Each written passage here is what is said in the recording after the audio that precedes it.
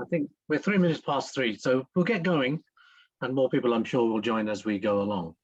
Welcome, everyone. This is the third webinar in this current series, and as you know, we've attended before. We're looking at the United States and trying to kind of decolonize, deconstruct the imperial hierarchical core of American power, and basically this kind of continues the conversation we've been having really over the last year or more, 2 years maybe by now, which is really trying to get a kind of global conversation about the nature of world politics, and in this case about the nature of American power.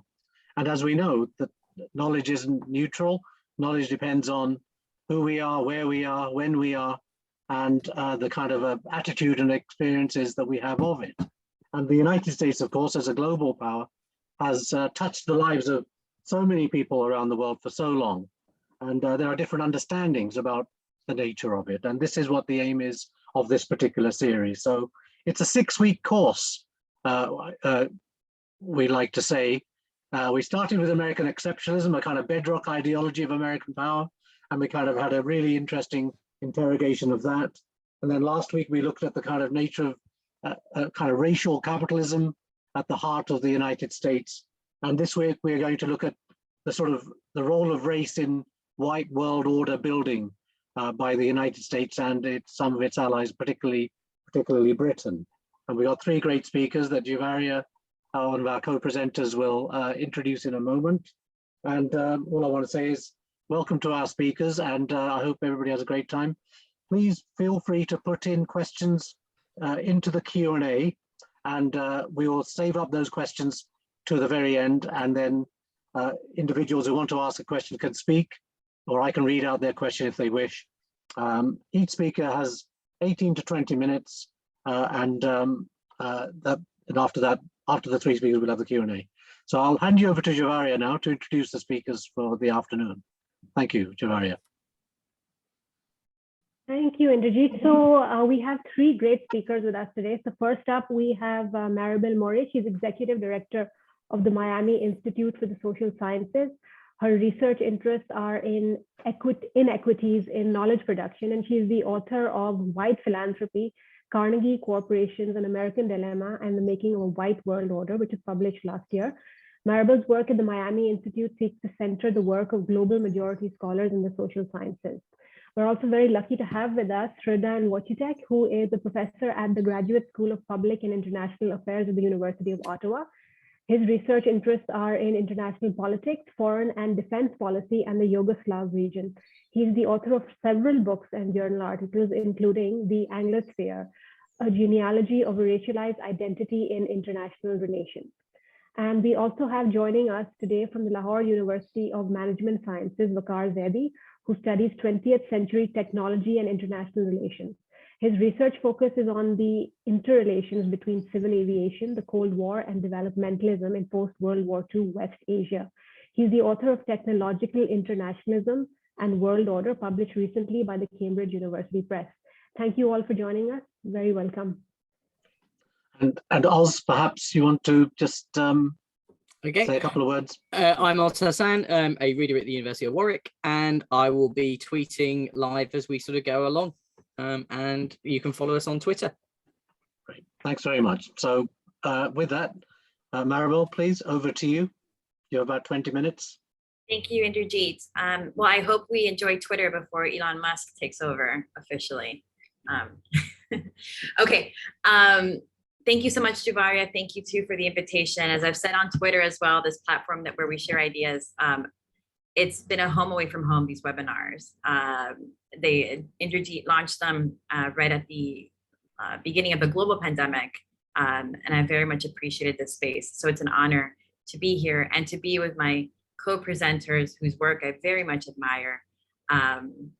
So thank you so very much. Now we're talking about a topic, a white world order that, you know, Inderjeet, you started off by saying, like, I hope you have a good time. And I always find it odd and a juxtaposition when I'm saying, oh, let's talk about my book on a white world order, because it's not an exciting topic.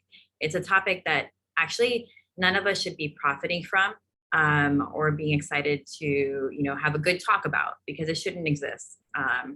So it's with great gravity that come together. And anyway, so we could talk about all of those and the politics of knowledge and what role we're playing as we share information on white supremacy on a global stage. I will start out by going specifically to the topic of the day, America, Britain, and white world order. Of course, I'll be the annoying one who's always saying, like, it's not America, there's a lot of Americas, and being Cuban, I will say US. But moving on from that, so who are the architects of US foreign policy? So our webinar is bringing us together to talk about US foreign policy. And relatedly, in the making of a white Anglo-American world order. I went to law school and then went to graduate school for my PhD in history. And within law school, and as being at the beginning trained as a US legal historian, we were trained to look at traditional legal actors as movers and shakers in legal change. And relatedly, if you branched out a little bit, you would look at bureaucrats within the state apparatus.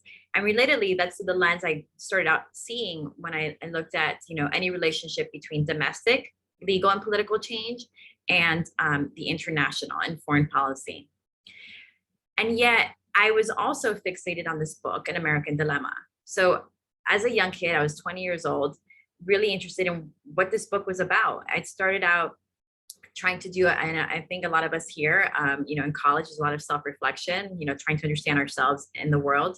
And I was trying to understand myself as a Latina, so as a woman and as a minority in the US, or as come to understand myself as a part of the global majority.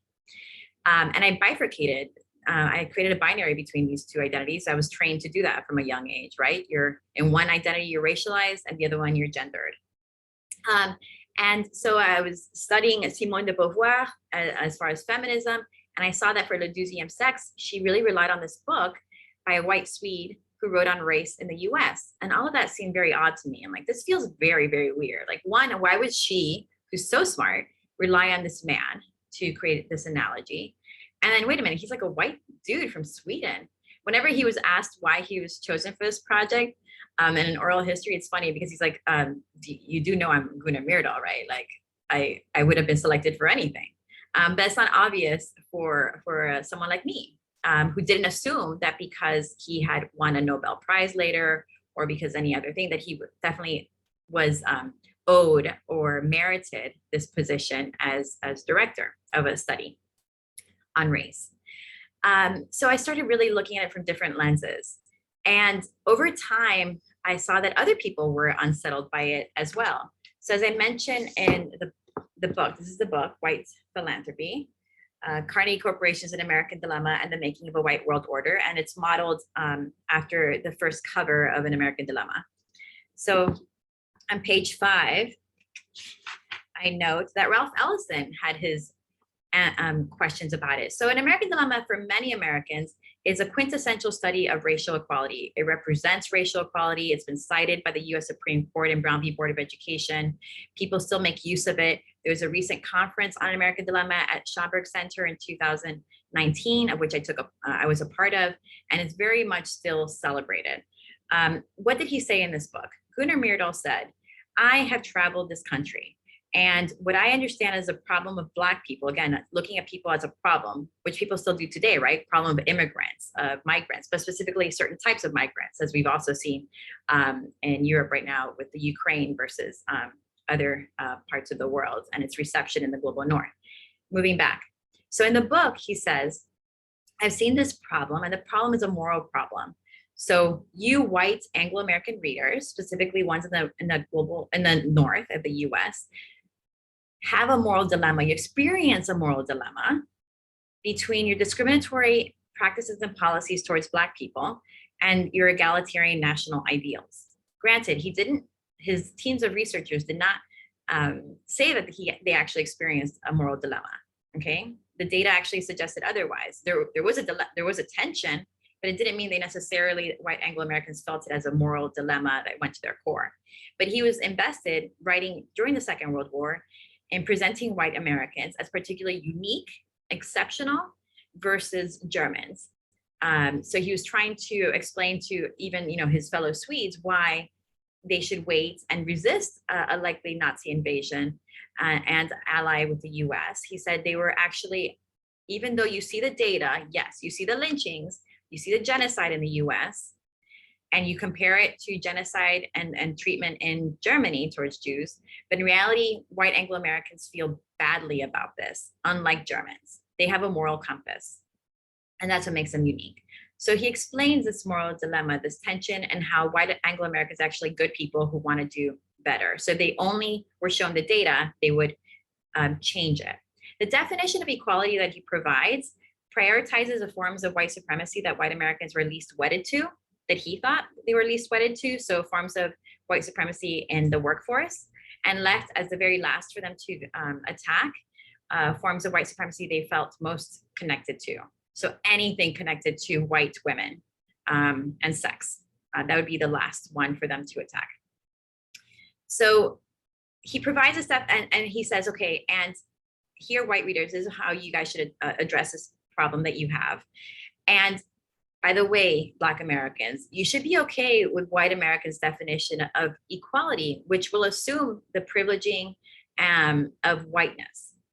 So, all white institutions, they assume, and I assume too, I'm speaking as Myrdal, are better than Black institutions and Black culture. So you should be okay with a total erasure of Blackness. In the meantime, I provide some suggestions on Black population control. He does go into eugenics and biological eugenics of sorts.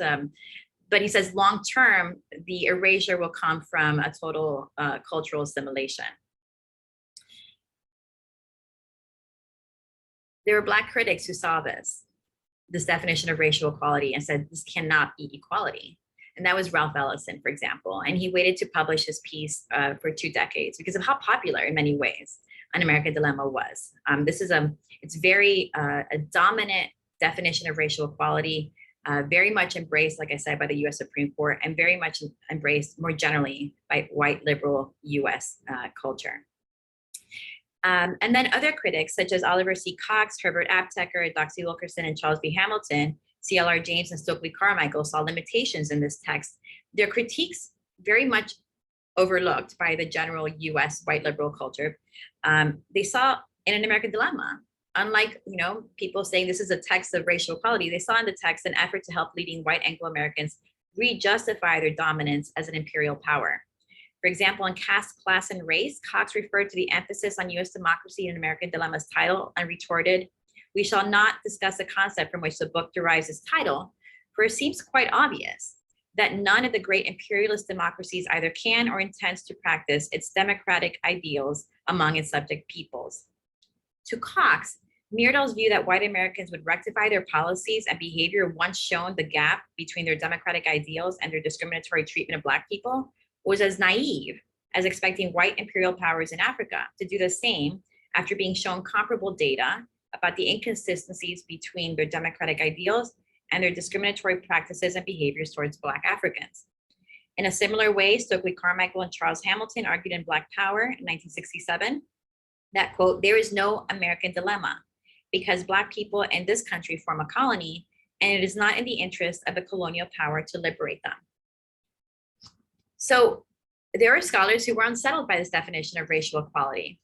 And the book, White Philanthropy, basically tracks and explains how, yeah, they were actually pretty right. The architects behind this study were trying to justify and strengthen a white Anglo-American world order, because for them, they feared rising Black consciousness and saw the tools of education, of certain forms of education, such as the Tuskegee model, and then also the social sciences as helpful tools for white policymakers to address distinct problems that they confronted or perceived in their governance of Black people and their governance of white domination and Black subjection, that would help them find a new equilibrium to maintain that white Anglo-American world order.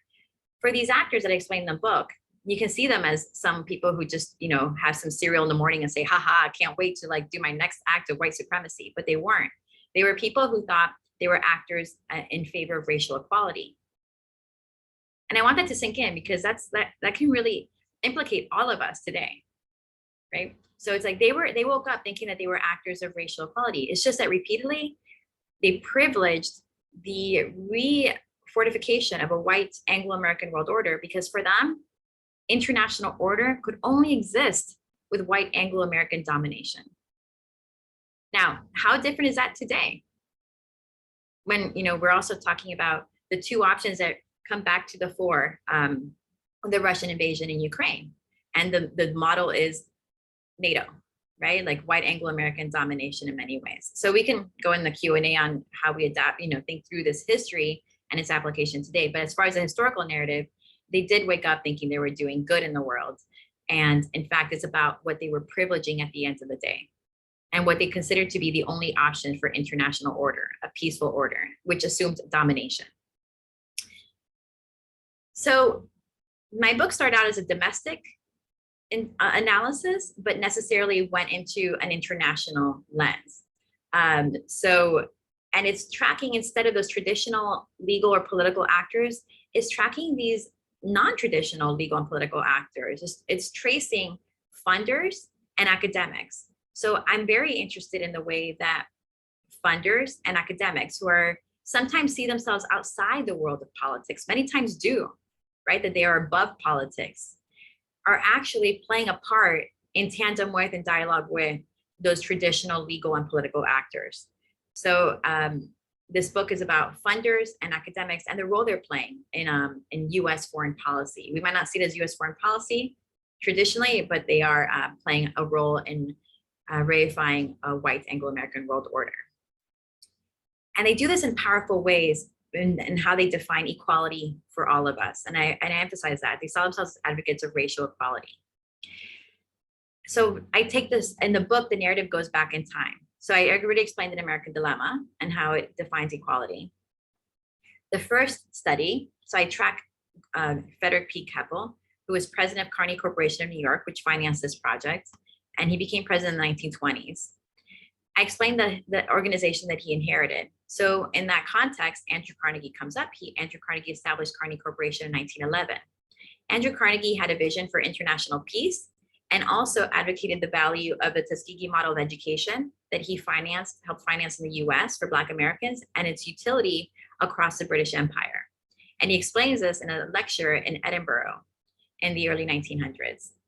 And he says it's a really useful form of education because it will help subjugated colonized groups, which he equates Black Americans with across the Anglo-American world, to benefit the political economic interests of whites, while also promoting this vision that you're like basically friends of colonized people.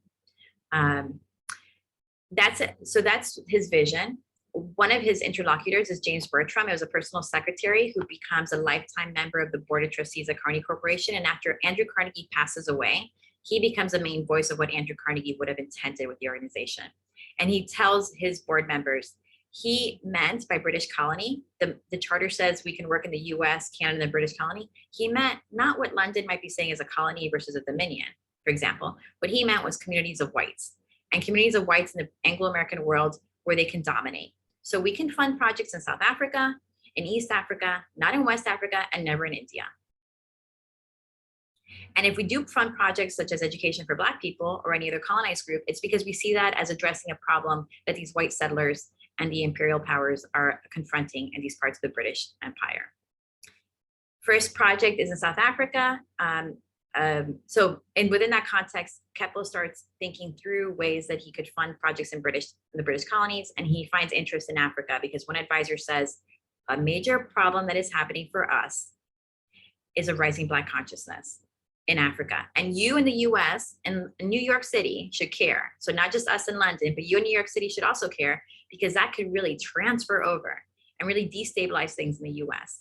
So you should help fund things, even if you think this should be the purview of the colonial office in London or of colony governments throughout the continent.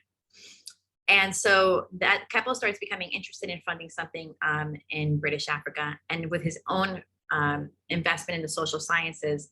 First project is a poor white study in South Africa, then an African survey coming out of Chatham House, and then really modeled after an African survey, an American dilemma.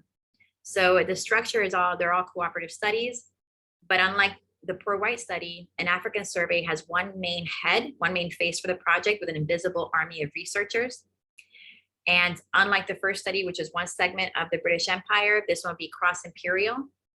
And the issue at hand was that there was different policies on Africans, and that would destabilize white supremacy, as these advisors at Chatham House explained to Keppel. And so sharing knowledge across empires would be helpful.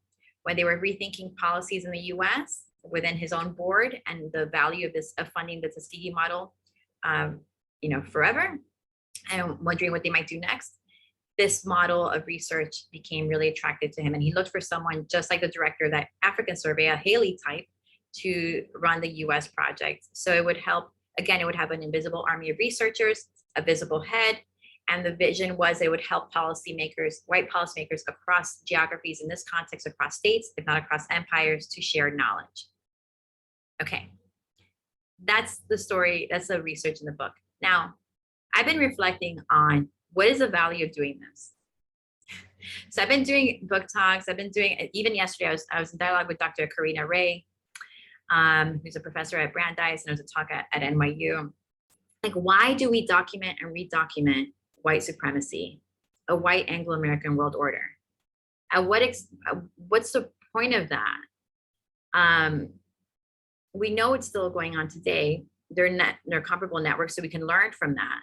But what role are we playing by repeating it and repeating it? Are we actually centering and recentering the same actors?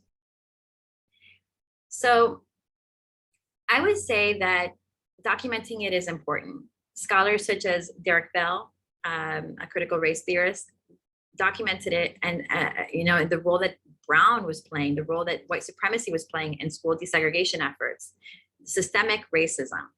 But that's not sufficient. One, we can learn from his lived experience and also from area and ethnic studies. So from African American studies and from area and ethnic studies, we can learn that it's important to decenter these voices. So centering the voices of other global majority scholars at the time, actors, people who had different visions of world orders. That's critical. And I would recommend the readings. I have citations here. I can share the links of Karina Ray's work, Tyrone Freeman's work, Becky Moyo and Tadea Kinaina, who've documented other forms of philanthropy in Africa. Also different forms of philanthropy that might not, like from mutual aid, Jessica Gordon-Nemar's work, Caroline Shanaz Hossain's, and Christabel PJ's. So, but we also need, so I would say that one, it's important, it's not sufficient. We need to really underscore these different and contradictory and models of world order that challenge these actors' own architecture. I also think that in doing this work, we need to self-reflect. So while we also decenter and work to decenter them, we need to question who we aspire to be and what we aspire to achieve in our professions. So in our daily lives as academics, do our actions match the urgency of our scholarship? It should. Otherwise, we risk simply profiting from documenting atrocities, documenting and redocumenting a white Anglo-American world order. The very white world order we detail and keep documenting so well, but towards what ends?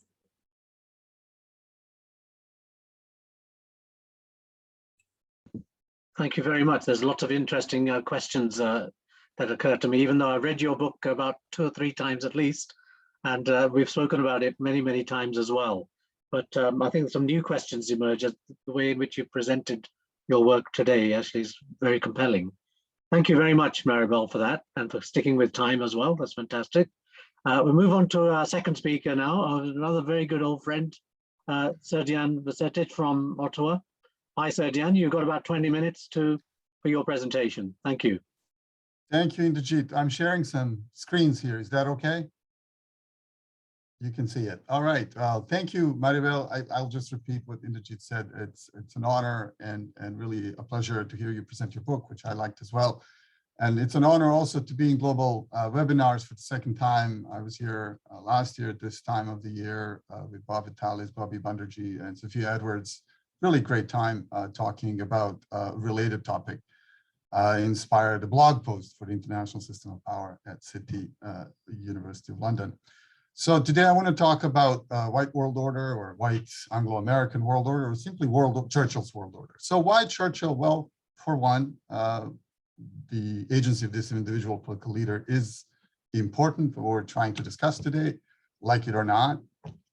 Second, the Churchill figure, if you like, Churchill myth is also very important as a symbolic system. I think it's crucial for understanding our current political moment, not least in the UK. I'm using this slide as a prompt to tell you a little bit about the Churchill College, Cambridge controversy involving a program of study called Churchill, Race and Empire. Started off really well in 2020. And then it was disbanded last summer in a dispute between the college management and the leaders of the program of study. I won't get into it. I just want to say that culture wars are inevitable when we discuss these topics.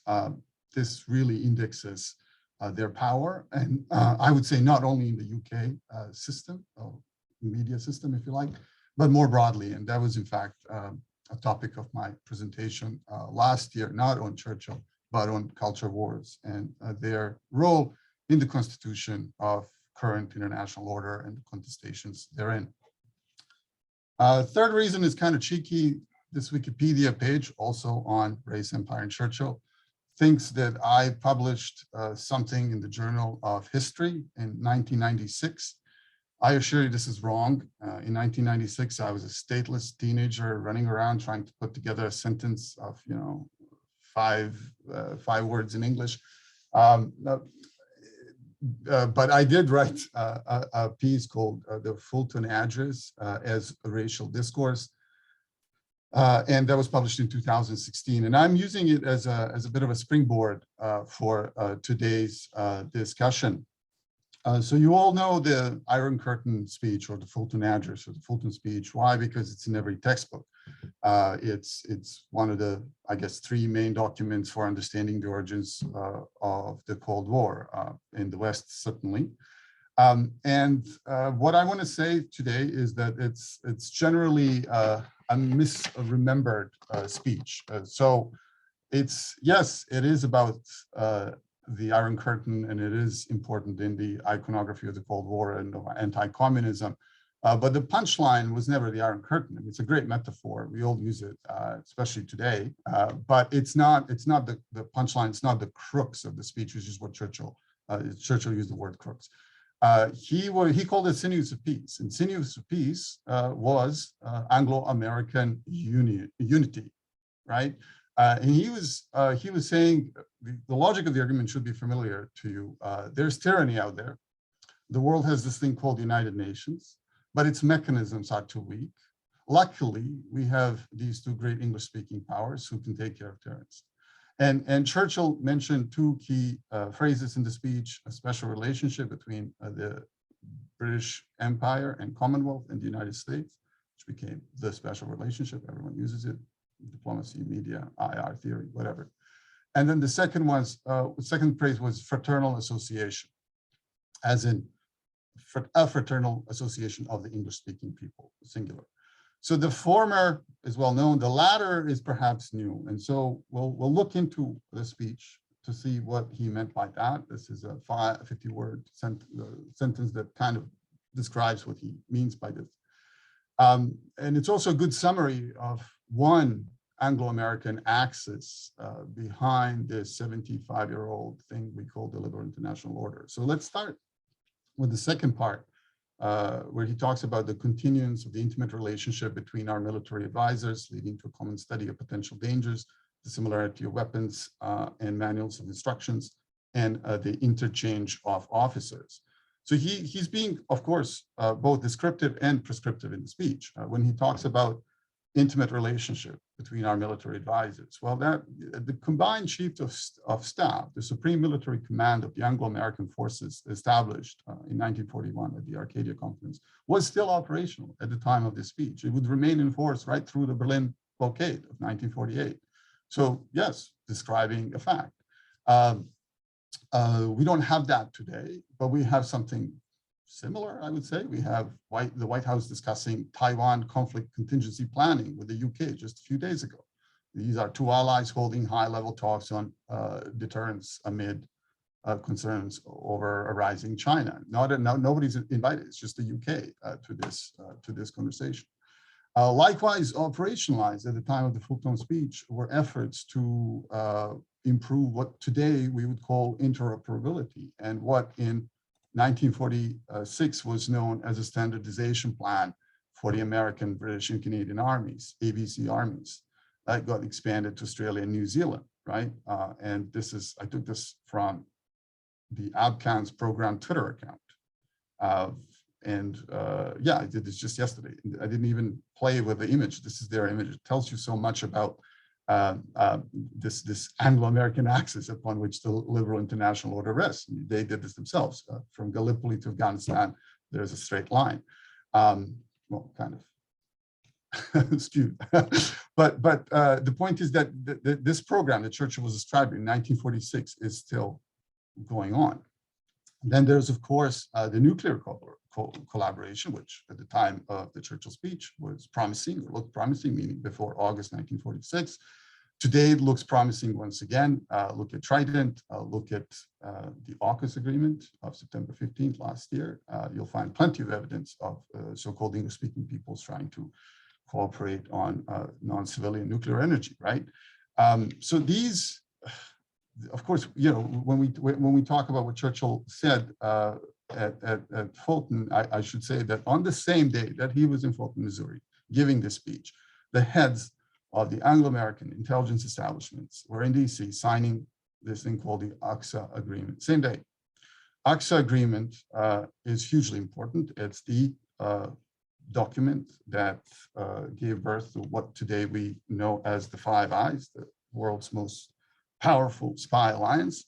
And we know about it thanks to, in part, to 2013 Snowden disclosures. Probably needs no introduction. But what I want to say is that these are all security pillars of the so-called Anglosphere. And we can conceptualize it in a variety of ways, being from IR. I talked about the Anglosphere as a security community, which is a specific concept appropriated by R. We can talk about it as a form of global governance or global world ordering, set of imperial relations. If you're a political geographer, you might want to go with a different concept. You might want to say it's a geopolitical field, post-imperial political geographic landscape with elements of economic, social, cultural, and political interdependence and integration. You can even call it a transnational political space, meaning that there's a set of ideologies, institutions, affects, habits that characterize it in political terms. And perhaps this last one, which I got from a variety, I can't get into some kind of literature review here, but I will go back to the speech in this long 50-word sentence that I used earlier to concentrate on the first part, where Churchill talks about our two vast kindred systems of society. And later in the speech, he actually proposes that future leaders of the said two English-speaking polities should consider establishing or implementing the principle of common citizenship. And then you can say, well, where could this be coming from? Common citizenship in a speech about that's remembered as the Iron Curtain speech, right? It's a pretty bold proposal by almost any reasonable measure. So to get more of this context, it's always good to go back to the source, meaning Churchill's own theory of history, rather history of the English-speaking peoples. It's a 4-volume set of books, and if you read it carefully, you will see that towards the end of volume 4, he talks about all of this in much greater detail. He says history has brought us closer together. Our alliance will once more be tested to preserve peace and freedom, not just for ourselves, but for everybody. Remember that argument from the beginning. The future is unknowable, but the past should give us hope, and we don't need to discuss the exact terms of ultimate union, but definitely we should think about the terms of ultimate union. So unity becomes union, and you could argue that even at Fulton, when he said Anglo-American unity, he was speaking about union. Again, very bold stuff. So where is this coming from? Churchill often described himself as a child of the Victorian age. We could argue historiographically whether this was some kind of a rhetorical thing. Maybe he became a Victorian in the interwar period. He was arguably more liberal earlier than later. I mean, we can debate all of these things. His roots were certainly British and American. At the time of the Fulton speech, he was thinking about the implications of all of this. As someone who claimed to be Victorian, he would have been familiar with a movement or a discourse or a tendency to think about dramatic reorganization of global political space in these terms, whereby even thinking about the creating of a single Anglo-American polity was part of the discourse. So as my good friend and co-author Duncan Bell has shown, this was quite popular. This sort of thinking was quite popular with a number of Victorian and Edwardian political visionaries. You had liberals, conservative socialists. You had those who were arguing for imperial defense. The empire needed better defense. This started already in the 1880s. Imperial federation was probably the biggest point of discussion. And there was a group of people who thought that Anglo-American Union was a good idea, meaning that we should reverse the rupture caused by the American War of Independence / War of American Secession and create a single polity. So Maribel was talking about Carnegie. Well, this is the Carnegie Club, Skibo Castle in Scotland, and you see the flag. This is the so-called Skibo flag. One side is Union Jack, the other side is Star and Stripes. It's been flying probably continuously since 1898 on this castle. It's a private club. I mean, you'd have to take a helicopter from Aberdeen to go there and play golf. But Carnegie was part of these people. I mean, it was not just a UK thing or London thing. It was actually a transatlantic circulation of ideas about a variety of unions. So I won't go into various models that were proposed at the time. There were too many of them, lots of contradictions and tensions among them and between them. But one of the things that these proposals had in common was the idea that union/unity was a function of shared language, history, culture, whereby culture was synonymous with race, as in the English-speaking race or the Anglo-Saxon race. The belief was that the racial distinctiveness and superiority was the necessary condition for a new political and economic institutions. This is a map from an American magazine called World's Work from 1901. It says the race that rules in every continent but one. It's a picture, a mental map of this idea of Anglo-American unity/union. So when Churchill set out to write his 4-volume history of the English-speaking peoples, this was in 1929, and maybe got the idea for it, when he was touring the United States and receiving all sorts of lucrative writing contracts.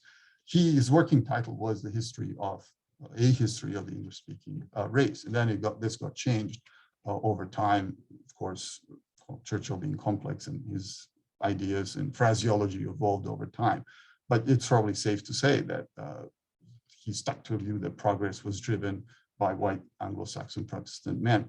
And I'll say this as well. This is his mother's journal. This is the journal edited by Lady Randolph, Churchill's American mom, and it ran for a little while at the turn of the 20th century. You can access all of the issues at the University of Pennsylvania website. So this is, I think, necessary context for understanding the speech and this critical year for the rise of the so-called liberal international order. So let's go back to the text itself, and in fact, think about some of the reactions, both in the short term and in the long term. Reactions were divided. Conservatives liked it. Finally, someone was, speaking against Stalin and appeasement of Stalin. In fact, appeasement was another phrase that became popular due to this speech. Liberals did not like it. Almost all socialists hated it. Liberals, I guess, in the United States included people like Eleanor Roosevelt, who was really upset that Churchill was undermining the United Nations organization, militarizing the world order. This was not a marginal point of view at the time. In the UK, 100 Labour MPs wrote a letter to Prime Minister Clement Attlee asking him to repudiate what Churchill was saying. Attlee told him to calm down. Churchill this was not the King's speech, it was the private citizen speech in Fulton, Missouri, that just happened to have the American president sitting next to the speaker. Perhaps to respond to what Maribel was saying, to decenter the story, the best, most interesting criticisms came from African-American intellectuals. For them, the speech smacked of racial supremacy. Today, I mean, this is not in any of the textbooks yet, but what they were saying would be described today as a post-colonial critique of the liberal international order, right? So yes, Stalin made the same point at the time of this smacks of racial supremacism, but these people were not Stalinists. Here I have a picture of Paul Robeson, probably the most famous African-American intellectual or person at the time. And yeah, he had some sympathies for the Soviet project, but the arguments he was making were mainstream arguments made across African-American news media or the media system at the time.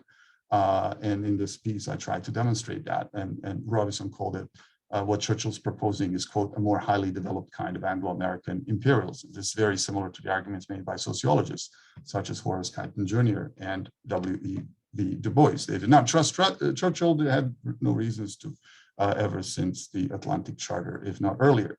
So how did everyone stop worrying and decided to love Churchill's world order in the end?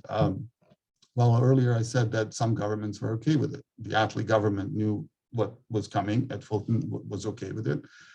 You could argue that for Truman and Atchison, I mean, they were happy to see what would happen after the speech. It was some sort of a trial balloon, if you like.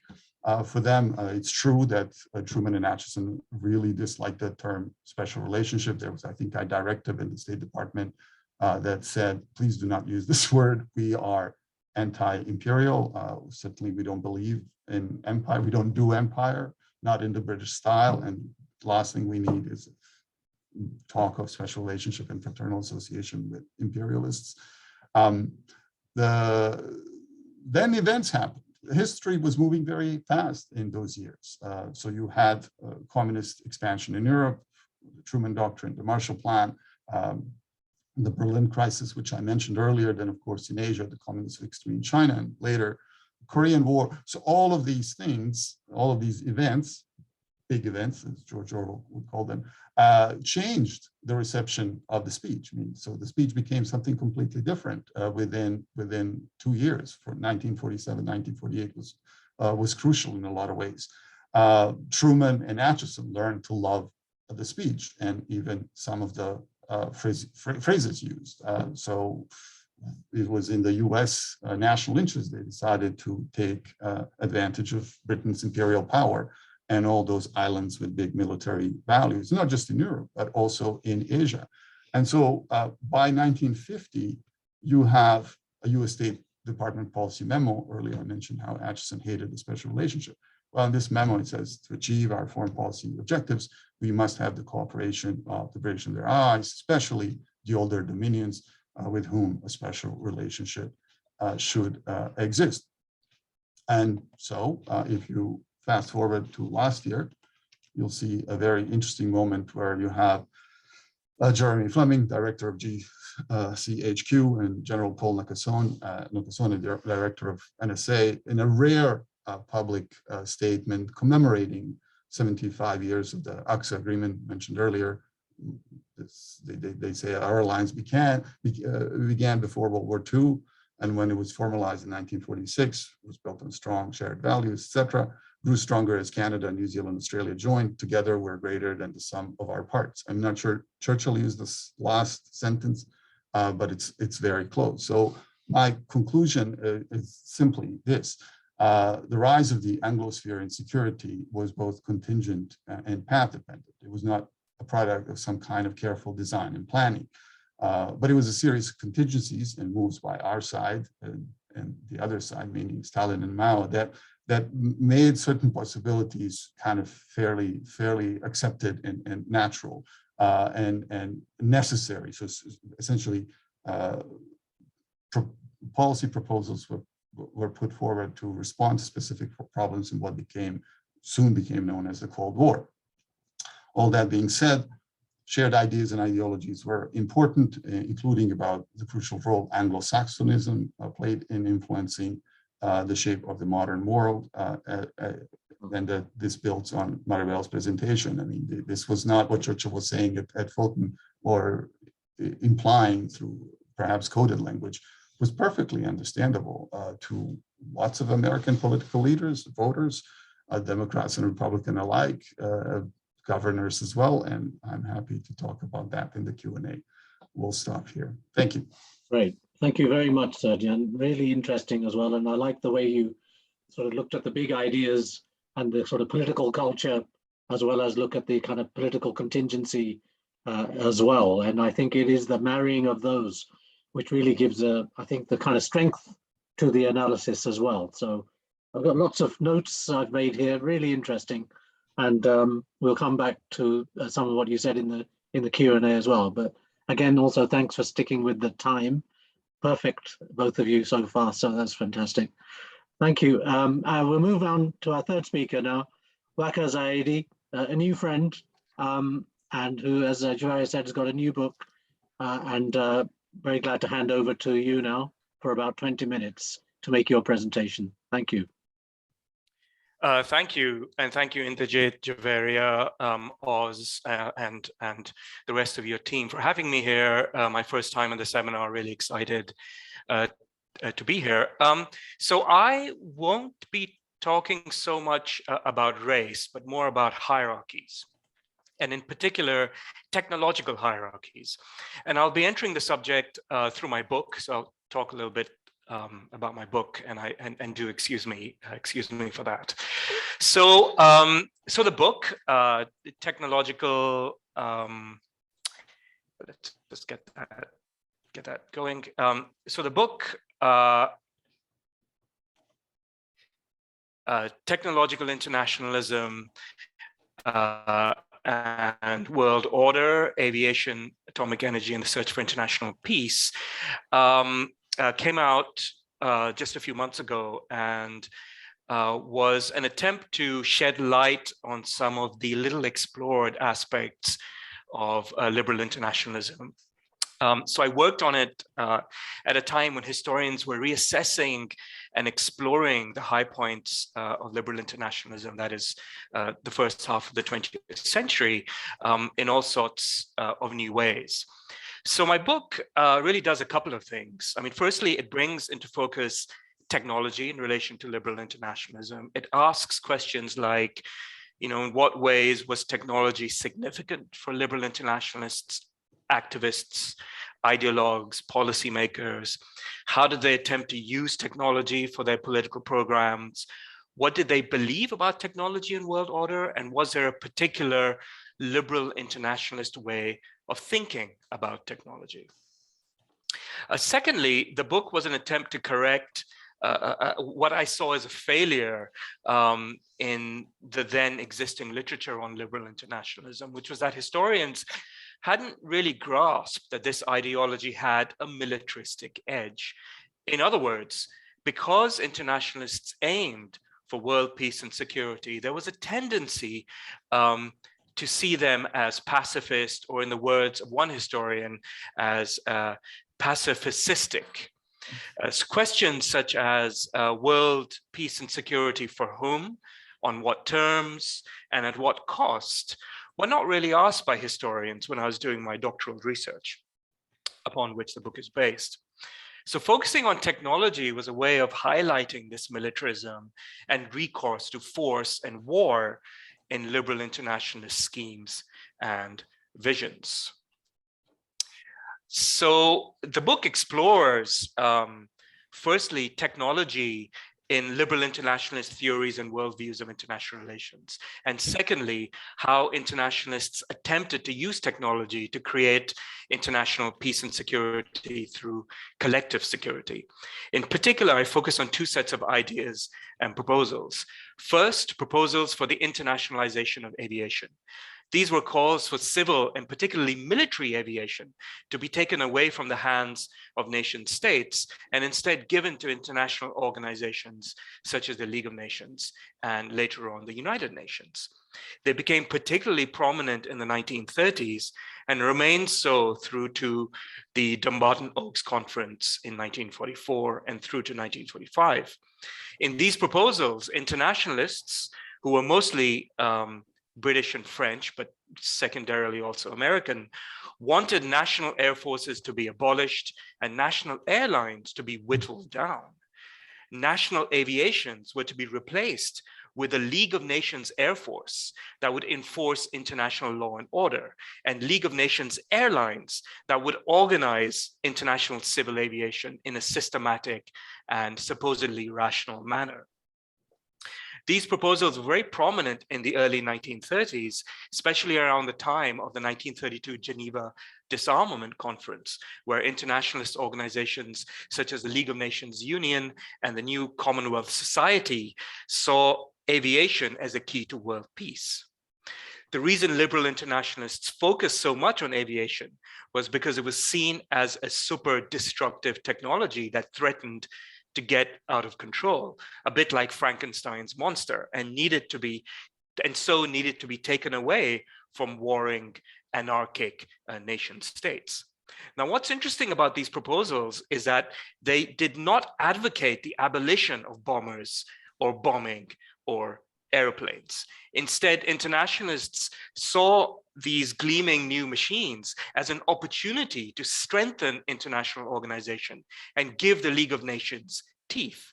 War, they believed, could be abolished through internationalized aviation. All that would remain would be international policing action, as they called it. The League of Nations air forces that could threaten or even bomb aggressor states into submission. I just have a few more it's sort of illustrations of this, if you like. So this is a leaflet put out by the Commission to Study the Organization of Peace in 1945 in support of the proposed United Nations organization, which is then being discussed. This was issued in preparation for the San Francisco conference, where the charter was to be finally agreed.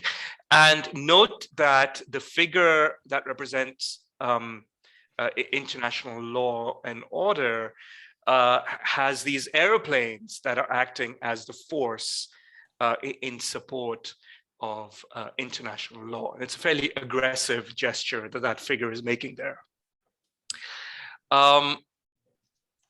Here is a comic that was put out by the United Nations Association in April 1945, once again timed with the San Francisco conference. And it's issued in order to build support for the United Nations organization. And I'm just going to take you in and show you this panel where sort of a surprised girl looks up into the sky and sees these airplanes and shouts out, "Mommy, it's an air raid." And Mommy says, "No, darling, don't be afraid. Those are planes of peace." So the United Nations Association was a big supporter of the notion of United Nations Air Force.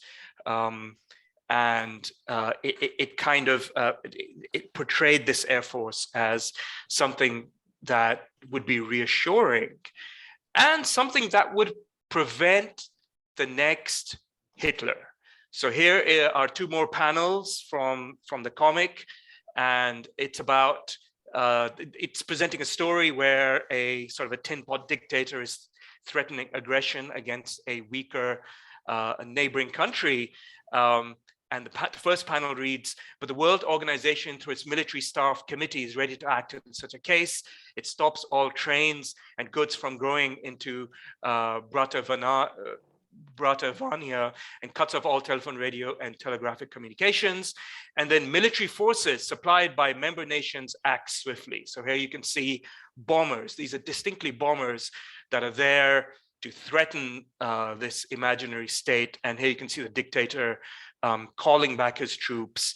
We cannot fight the rest of the world, he declares. The point being that this is how the United Nations would enforce peace, and that if a League of Nations Air Force had existed in the 1930s, then it may have deterred the predecessor to this Bratovanian dictator, Hitler.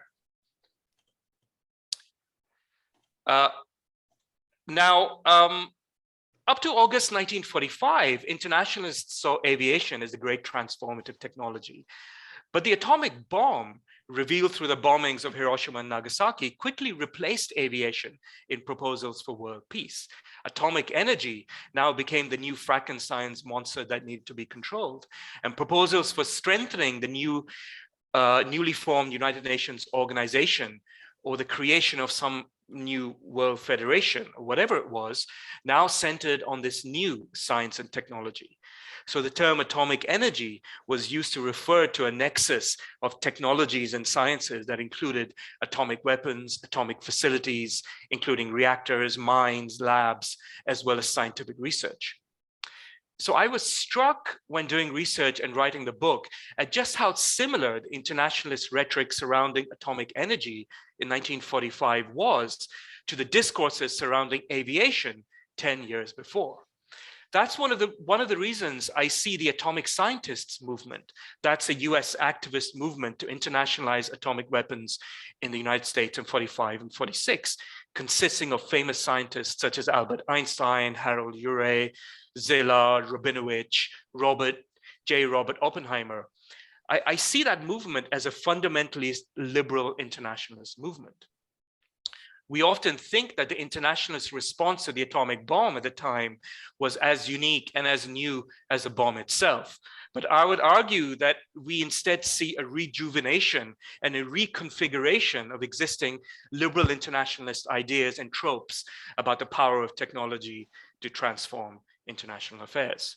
And so in 1946, we find proposals such as the Baruch Plan, which was the official US proposal for the international control of atomic energy, put before the United Nations, which once again called for a powerful destructive technology to be taken away from nation states and instead used to strengthen international organization. So for example, some internationalists call for the United Nations ownership of atomic plant and reactors, and for atomic bombs to be given to the United Nations for safekeeping and even possible use by the organization if required. For internationalist organizations such as the New York-based Commission to Study the Organization of Peace, which earlier had been talking about aviation, the atomic bomb was now the new opportunity to strengthen the UN, to give it power, prestige, and the ability to enforce collective security. Now, these proposals didn't come to fruition, though they had some long-lasting effects. For example, diplomatic proposals in the 1950s, such as Eisenhower's Atoms for Peace, or the formation of the IAEA. But I would argue that they're important anyway because of what they have to tell us about the nature of liberal internationalism itself in the 1930s and 40s. But I want to link this to hierarchies. These proposals, in a way, replicated, reproduced, and reconfigured versions of state power hierarchies in world affairs. Now, on the one hand, that's not surprising, as there are always hierarchies in international relations.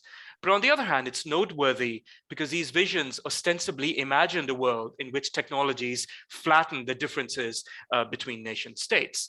Liberal internationalists were aware of power disparities in international affairs, but thought that international control of these technologies would remove many of these disparities. Of course, they did not, and they would not. What I found in my research was that these proposals, in fact, recreated state technological hierarchies within international organizations.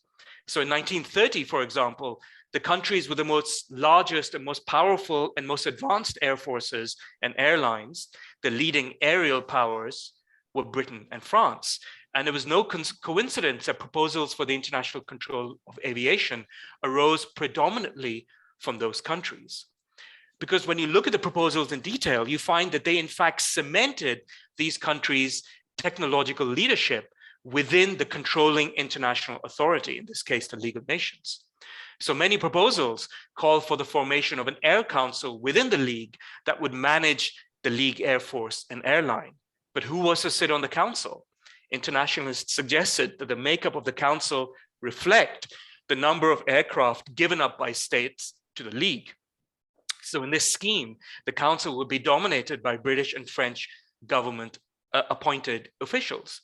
Critics of the scheme, for example, from Germany in particular, complained that in effect, the aerial status quo was to be frozen as it was in 1930, with control of all international aviation now being given to the two great powers at the time through the League. Similarly, in 1946, the Soviet Union criticized US proposals for the international control of atomic energy, arguing that the Soviet Union would be forced to give up its atomic research. It yet didn't have the atomic bomb. And in return, all atomic material would be controlled by a US-dominated Security Council in the UN. Of course, there was a veto, but the official US proposal suggested that the veto would not apply to atomic energy. The Soviet Union feared that it might face a situation where the US-dominated Security Council could use the United Nations atomic weapons against the USSR. So my final point. So these hierarchies were between technological states, the aerial powers and then the atomic powers. What about the colonies? Well, in the case of aviation, it's interesting how even though talk of control of aviation was universalistic, when you go into the details, you find that the relationships, even the area relationships between imperialists and their colonies lay undisturbed in these proposals. So two examples of this. In 1932, the British Air Ministry and the Colonial Office objected to proposals for the international control of aviation, arguing that Britain would have to give up the use of aviation to control its empire, especially through colonial bombing. So at the time, as you may know, military aircraft played a significant role in maintaining imperial rule in parts of Iraq and the NWFP in India. Liberal internationalists responded by building exemptions into their schemes. They argued that nations would not be allowed bombers except in the colonies, where they would be allowed to continue bombing the locals undisturbed by League regulations. The second example, in some schemes, colonies or League of Nations mandated territories were to be taken over directly by the League of Nations Air Council and used as air bases for the International League Air Force.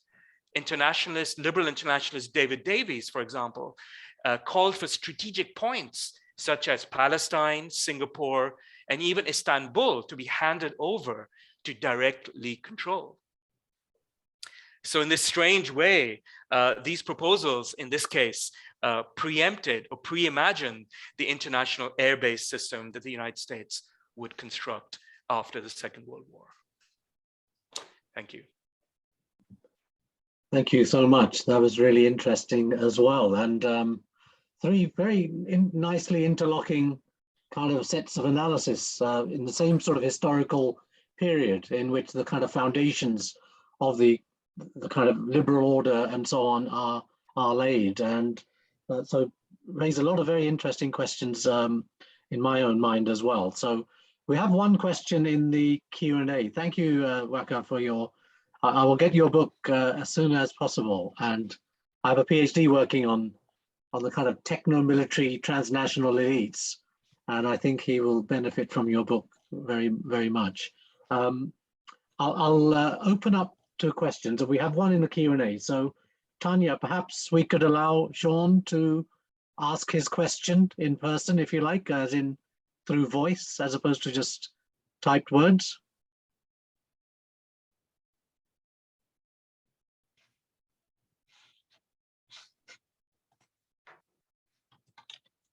Hello. Hi, Sean, go ahead. Oh, hi, thanks. Hi. I wasn't expecting to talk. Maybe I'll just read it then, because I can't even remember what I said. All right, okay. Yeah, so thank you, Maribel. So is the solution to challenging the Anglo-American white order a diversification of the ruling class such that each race is equally represented? So if 13% of society is Black, then the ruling class should be 13%, and so on for each race.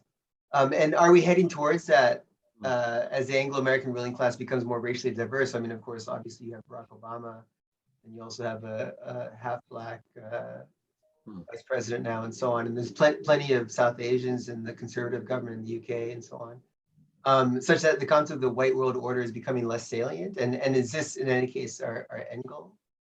Thank you. Thanks, Sean. Thank you so much, Sean. So, I'll just go back to feminist theory first before I attack the question directly. There's a question whether we aim just to gain access to existing structures, right? Like male-dominated structures, or transform them. And in law school, I was really impacted by Carol Gilligan's own work. There's a different ethics of care. So can we transform the culture itself, right? So it's not just putting on and being dressed up like a man, but also acknowledging different ways of being that we should value, that are usually sometimes associated with femininity or whatever it might be. So the way you phrased it, the main pushback I would give there is access to the existing system of domination the only other alternative, right? So to me, that reads almost like a diversity and inclusion initiative that can sit well within existing capitalist orders. So, you just pump in actors who are brown and Black, but we still have the same neoliberal initiatives, and we still echo the way that, let's say, like the Gates Foundation might want to do work across the world, or assumptions from Washington, D.C. that the U.S. should shape policies across Latin America and elsewhere and dominate internationally. Or is there, and I know this sounds I asked this question once in a seminar, I'm like, are we assuming everyone wants more power? Like maybe some of us aren't trying to dominate, but it's so entrenched in the way we work in the academy, in the way we think about international politics. There's always about dominating other people. So what if the alternative is one where we work towards a world that is free of domination? So it's less about whether, it's not, the debate isn't like, is it capitalism or is it communism? Is it, inclusion, exclusion? It's about like, can we actually come together and share power? And that is usually the biggest resistor. And we're seeing that even in the movement for Black Lives Matter, just generally in our institutions, right? One thing is to, even if we're talking about specifically academics, one thing is to open up a line for an entry-level scholar. And another thing is to actually share power at the professorial level, or even at the board level. So I think that is what we should be working for, not just the inclusion of existing systems of inequality, but a goal of a shared power, both at the micro level in our lives, in our jobs, and then also internationally. And my last point there is that fear plays such a big role. We can really mock the historical actors in white philanthropy, or also, in Anglosphere, and also in Inderjeet's work. The title is right here on think tanks. Their fear of a rising Black consciousness, but fear is everywhere here, right? Fear is still in the way we think about the Soviet Union. Fear is still the way, many people think about the global South. But what is to be feared by a global shared community? And we should really confront those fears. That's really what's hitting us and preventing us from seeing an alternative to just inclusion into a system of inequality in the status quo. Thank you. I have a question for each of you, really. It's this kind of this theory, ideology, culture, liberal internationalism, which, as Waqar pointed out in the first part of his talk, is kind of, I mean, who doesn't want this destructive power to be sort of tamed and controlled and so on, and thereby reduce the chances of warfare? But at the same time, this kind of liberal internationalism, which parades as much more progressive than previous forms of thought about the international system. At the same time, when you look at the details, as Waqar did, when you look at the actual Air Council of the League of Nations and who's going to be on it, then you see the same old big powers with the great resources. And I just wonder, within the discourses of the liberal internationalists, and then the kind of mechanisms for the control of these substances, big weapons and so on, how do the proponents marry the hierarchy with which they want to implement their ideology, and their ideology, which itself sounds so much more kind of humane, progressive, and forward-looking, peaceful, yet it's riven with all these contradictions in practice. And I just wonder, in each of your areas, if you could just maybe address that sort of what seems like a disjuncture, but clearly isn't, because the same people are able to contribute to the construction of institutions, councils, mechanisms, precisely hierarchy, despite the liberalism. So I guess the question is liberalism basically a sort of another much more sophisticated manner of sort of burying the idea of hierarchy while continuing to practice it? Maybe Waqar, you could go first since you spoke last. Yeah, that's a great question. And in my case, the internationalists I look at, they bury these hierarchies through the rhetoric of expertise and technocracy. So these proposals that I look at, and this sort of this attraction to aviation as kind of like this deus ex machina, right, that can solve problems of international war. Partially, those attractions come from a growing move towards thinking about expertise, and technocracy as a solution to domestic and international problems. And you can see this shift happening amongst European intelligentsia in the 1920s and 30s. One example of this is H.G. Wells, of course, who famously believed that you needed expert rule in order to solve these issues. And I think the way they would marry these two things is they would say, well, this is, we need experts. And who are the aerial experts who could direct aviation, develop it within the League of Nations? Well, they're British and French, right? And similarly, in 1946, J. Robert Oppenheimer, who kind of put himself forward as this great internationalist, a great humanist, which he was in some ways, thought that the United Nations should have atomic energy and atomic weapons and control plants, and that people like him should be in charge of those weapons, because that's where atomic expertise was, of course, with a smattering of French and English and Soviet experts, and perhaps the odd Indian. But yeah, so I think it's the politics of expertise and technocracy that become very important in kind of hiding these hierarchies. Srdjan. Well, this is a great question, Inderjeet.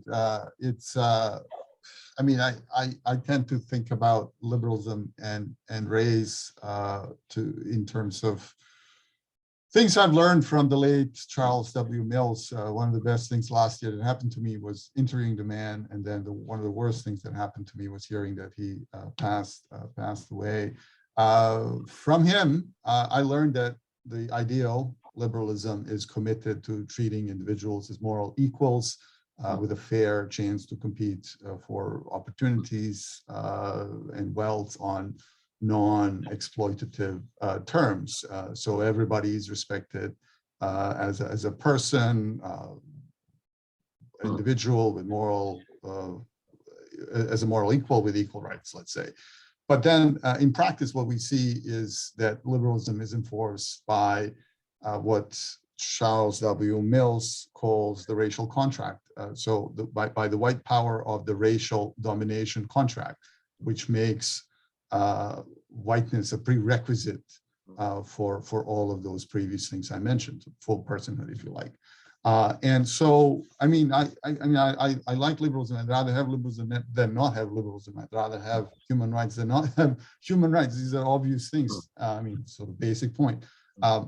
but we also need to think about why these two versions of liberalism exist in a paradoxical relationship. I mean, one other theory that helps me think through these things is Stuart Hall, for whom race is an articulation, a series of linkages between different structures of power. So this is kind of like what Maribel was saying earlier.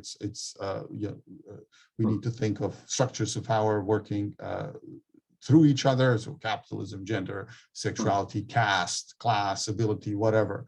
And race becomes, from this perspective, a sliding signifier that always looks for content, and it always changes it. And partly this is what explains some of the paradoxes you mentioned earlier, whereby race becomes a technology for management of differences. I think Hall would put it something differently. It's a centerpiece of a hierarchical system that produces difference. So I think that paradox is precisely what makes our job so interesting and so difficult, but also forces us to reflect on our own positionality, which is what Maribel was saying earlier. Sure, thank you. And Maribel, since you've done this very, very detailed studies of key individuals who are kind of movers in the sort of construction of white world order, those studies in particular, and who make a claim about a dilemma, which obviously you show that there doesn't appear to be much of a dilemma. So I just wonder whether how do those liberals whose self-concept is that they are progressive, that they are moving forward, and the society is going to be improved as a result of their behavior and their policies and so on, how would they defend themselves against the charge of hypocrisy? I mean, how does someone go to sleep and wake up with a positive self-concept and continue to do this when it seems from your book and other things, of course, that the glaring gap between values, thought, the word, and practice, as you said, lynching is going on, but that's okay. You can put that in a separate box. I don't know. I mean, just wondering what your thoughts are on the individual in these sort of positions, liberal, managing themselves and continuing to do this despite what looks like a glaring and easily visible gap. Yeah. So you can call me a masochist, but I think that my approach is to see ourselves in these tensions. So directly to your question, I think what they would do, these historical actors, would say, what's practical? Okay, so I'm going to go to bed with these ideals. Okay, so let's say, for example, one character is J.H. Oldham in the book. He's based in London. He's part of the missionary community, but he's very connected to the British Colonial Office. And after World War I, figures in the British Colonial Office want to have some sort of education policy in British Africa. And a debate there is what kind of education, and how do you say, we are going to not offer the same education I would offer my child. I'm going to offer a different type of education. So not seeing, even if it's assumed your own, you assume that your version of education is better and therefore everyone should have it. That's problematic in itself, but actually assuming that somebody else should have a lower quality of life and be set up for a job that you would never want your own child to be set up for the rest of their lives. And so practicality comes in there. Oh, this is like, I assume the inferiority of somebody else. I won't talk about it. And the assumed inferior life that they should have. This is a practical response and adapting their education.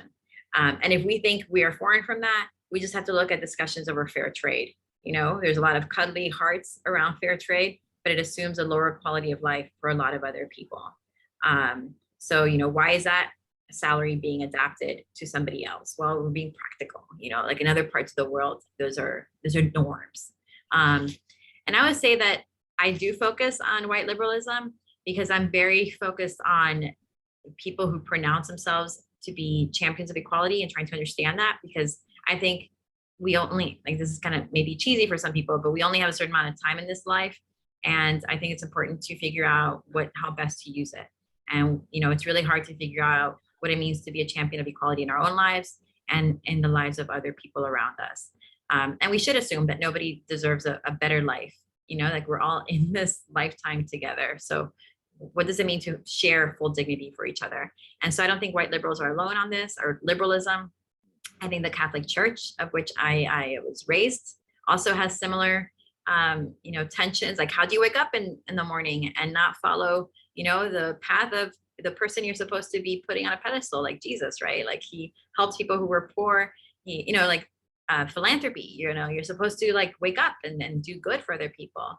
If we want to talk about communism, right? Like, you're supposed to not have hierarchies there either. It's supposed to be on the goodwill of other people. So I would say, and social movements, there's long histories of, the civil rights movement, marginalizing women, right? And the role that they can play. So a lot of us, myself included, we should all see ourselves implicated in this history that we trace of US liberalism and the Anglo-American world order. Wake up every day, not living up to our ideals. And sometimes we justify it by saying what is practical. Sometimes we have to question it, is it practical, or is it just fearing actually living the, what we speak and preach? Right. Thank you. That's really, really interesting, thought-provoking, actually. Just one question for each of you as well, because each of you deals with a particular historical kind of period, which kind of ends around 1950 something. And so you kind of look at the great pillars: technological power, international institutional power, Anglo-American power, and the kind of role of ideas and culture which binds this together. Now, I guess the question, something raised to some extent by Srdjan and also by Maribel in their talks, towards the end of their talks, is, okay, we have these great sort of foundations of world order, but obviously now in 2020s, we are 70, 80 years or more since that time. And to what extent now do you see that these structures have been forced to change? And to what extent have they changed in how they actually work? They're clearly not as in the same kind of position as then. Now we have a wider distribution of power in the world economically. We have emerging powers, emerging states, not from the global south and from the east, clearly. But we have this Ukraine war, which is sort of, we've had 2 years of BLM and anti-police violence demonstrations, and suddenly a reporter on NBC or whatever it was can say about blonde-haired, blue-eyed people suffering, not Iraqis and Syrians and so on. I just wonder kind of to what extent, and AUKUS last year and other things, I just wonder to what extent you think, what has changed? What is continuous with that kind of period that you looked at? Where are we now in regard to the processes you identified as so world-making in that period several decades ago? Maybe Srdjan, you could start with this one. You're muted, Srdjan.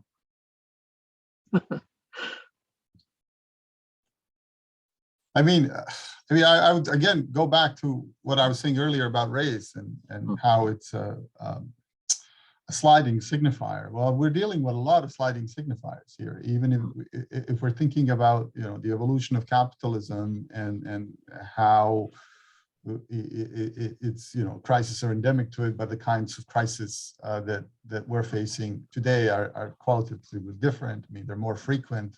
They're natural, political, technological, etc. And I'm not 100% sure the crisis is still the right term to use when we think about these large-scale transformations. Catastrophe, perhaps, would be better. It's a tough question to answer because I think someone mentioned Obama earlier, and Obama didn't give a lot of speeches on race, but those that he gave were pretty good in terms of making us reflect about some of the changes then and today. And similarly, when we talk about race, it's very clear that there are a variety of positions here, even among those who are very clearly identified with the anti-racist left or liberal left. I mean, there's a variety of positions there, and so I guess what I'm trying to say is that it's a very hard question to answer. I mean, you see both changes and continuities. Obviously, cultural, social, economic, political, and generational changes have been tremendous. I mean, that's what we're all trying to grapple with. This thing called the post-war order. I mean, it's very hard to explain. But then there's certain continuities. They're never obviously the same as they were in the period as we were all talking about earlier. But the logic of transformation that makes us think about these continuities is a very interesting question. And to me, I mean, you know, I wouldn't call, you know, when I talk about how we have similarities between what Churchill was saying in 1946 with what's happening today, as in last week or, you know, last year, obviously these are very, very different configurations of power, right? And no one says, oh, Anglo-Saxons need to come together. I mean, that's, you know, people say that actually, but it's usually, you know, state media from Beijing, or Kremlin's spokeswoman, Zakharova, you know, right before the Ukraine war, she said, I think the Anglo-Saxons are reaching for war. I mean, those are the kinds of people who are using the Anglo-Saxon term, and they're using it precisely to stoke the kind of responses that we would have in a seminar like this and talk about, oh, where is this coming from, and why is this being used, and actually does it have resonance, and with whom, under what conditions? I think it's very different. I think we have, I think the question came earlier, I think from Sean. I mean, we are in an entirely different situation politically, well, also demographically, right? This term majority minority nation, or, you know, cities in the United States being described as a majority minority, that's completely new, right? And now the question is, well, where do we go from here? Well, South America has had majority minority situations for a while, but did those republics see you know, tremendous redistribution of you know, wealth, massive affirmative action practices, and so on, right? Or is the future perhaps more open, you know, whereby we have, you know, places like England, you know, becoming multi this, multi that, you know, something along the lines of Gareth Southgate's famous letter, you know, in response to the Black Lives Matter movement, right? I mean, you know, that 20 years ago would have not been necessarily possible, right? But now it's possible. People are talking about it. Even one nation conservatives, or so-called one nation conservatives, are embracing things that would have been just completely beyond the pale, to use an actual colonial term. Sorry, that was not very cogent, but I did say a lot there.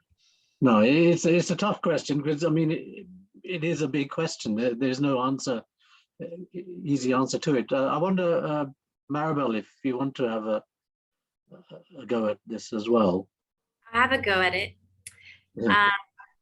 So I would say that compared to the time period I focus on in the book, which is the first half of the 20th century, there's more visible pushback. And by visible, I mean that you can't ignore it, even if you're a powerful force based in New York, and your social network is just elite universities, elite foundations, governments, and that's your ecosystem.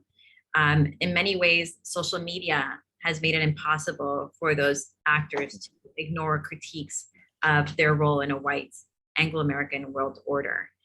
So, you know, like just on Twitter, right? So if someone sees an organization or a company or a foundation not living up to its message of, you know, let's say like racial equity, they're going to hear it more directly.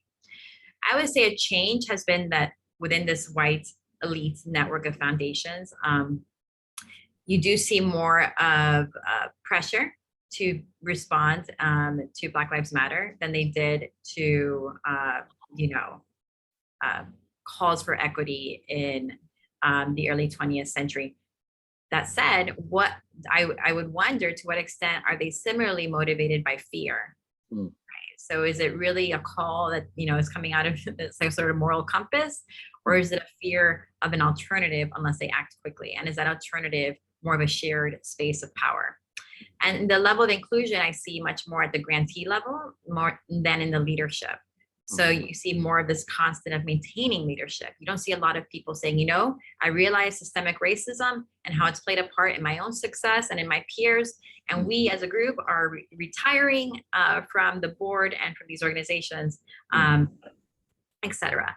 Now, the constant is that we see these actors having greater sympathy with people that they similarly associate as whites. And in my book, I explain, and I'm leaning on the work of other scholars before me as well, and both of you here, Srdjan and Inderjeet, the creation of whiteness across geographies. So social sciences played a part in this, and so did the people who funded them, who saw urgency in that work. There is absolutely no reason why some, Irish descendant person in New York should find sympathy with, a Swede who speaks another language, has different cultural values.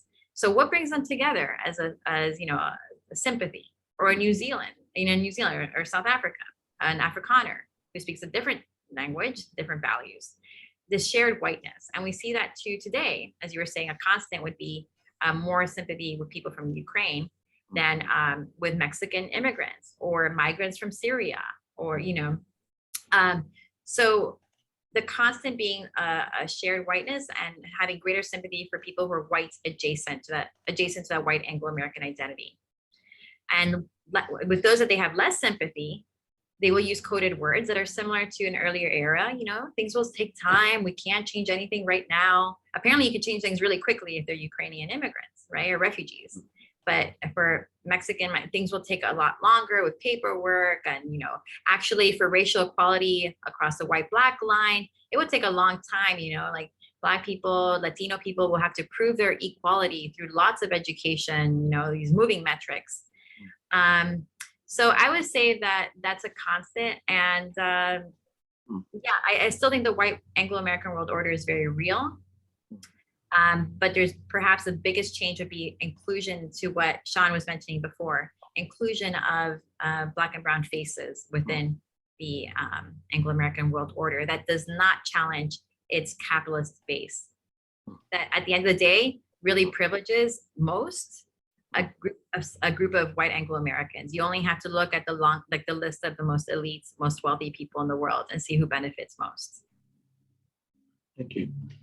We're actually out of time, but Waqar, I feel we should give you a chance to respond to that too, especially with the kind of technologies which have developed since the time that you wrote about. Of course, nuclear weapons of even more destructive character, but also now cyber warfare, artificial intelligence, among other things. And I just wonder, we're not in the same kind of position as we were in 1950. We have a proliferation of technologies around the world, new technological powers emerging as well. So do you see that as a fundamental shift compared with the period that you've studied?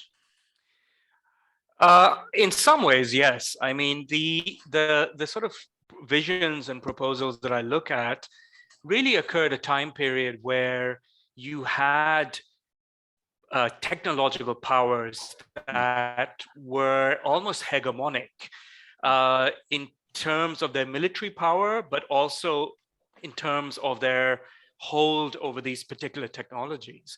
I think once these technologies proliferate, and Atul has asked a question in the Q&A, technologies do proliferate. They're very difficult to keep in one place.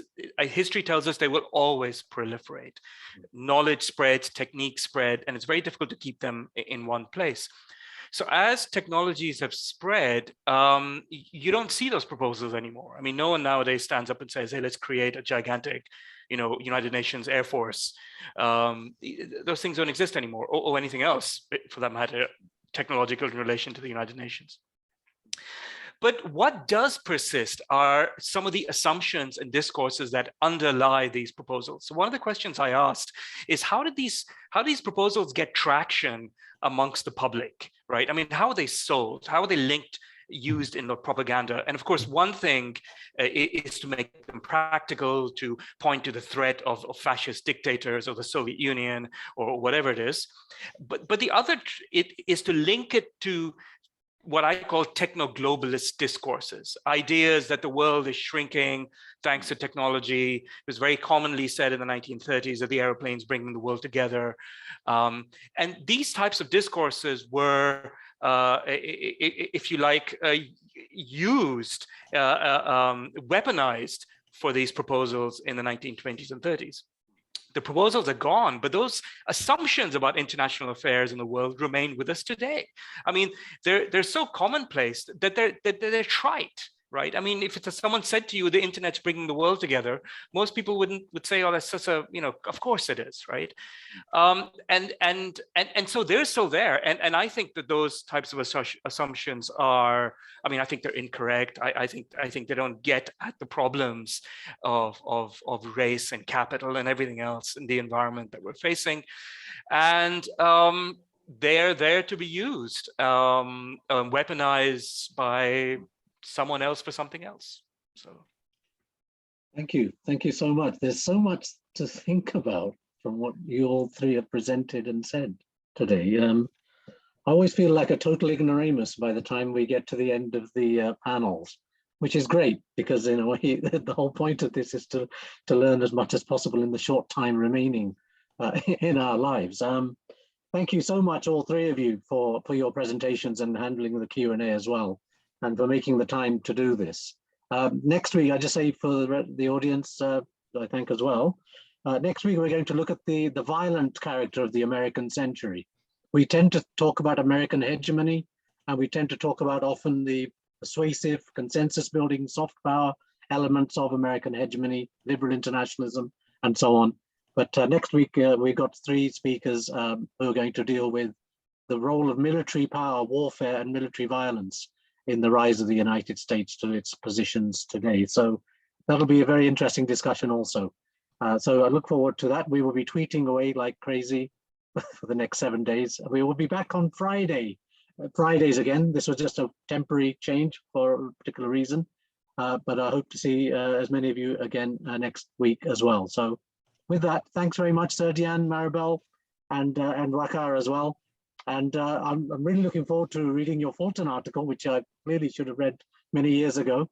And Waqar, your book as well. That sounds really an amazing kind of book, and I'll be getting hold of that as soon as possible. So thank you all so much, and to Tanya as well, as usual, makes it all happen from behind the scenes, and Juvaria and Oz too. So thanks very much, and hopefully see you again next week. Bye.